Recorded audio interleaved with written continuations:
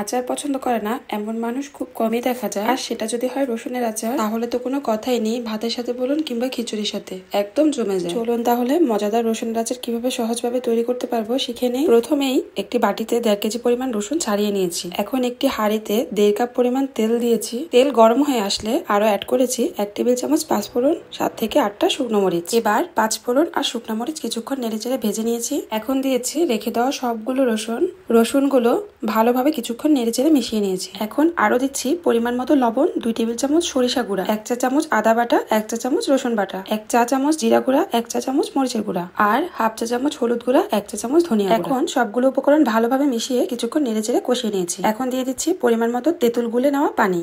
এখন ভালোভাবে তেঁতুলগুলা পানি মিশিয়ে নিয়ে দিয়ে দিচ্ছি 3 টেবিল চামচ ভিনেগার। এবার সবগুলো উপকরণ ভালোভাবে কিছুক্ষণ নেড়েচেড়ে মিশিয়ে নিয়েছি। এখন দিয়ে দিচ্ছি 1 কাপ চিনি। চিনিটাকেও ভালোভাবে নেড়েচেড়ে মিশিয়ে নিয়েছি। 20 থেকে 30 মিনিট চুলার আঁচ মিডিয়াম রেখে ভালোভাবে নেড়েচেড়ে মিশিয়ে রান্না করে নিয়েছি। এই তো খুব সহজে পারফেক্ট ভাবে রান্না করে ফেললাম সুস্বাদু রসুনের আচার। এটা একবার খেলে মুখে স্বাদ লেগে থাকার মতো আচার। আজকের ভিডিও এই পর্যন্ত, দেখা হবে নেক্সট ভিডিওতে। ততক্ষণ পর্যন্ত আল্লাহ হাফেজ।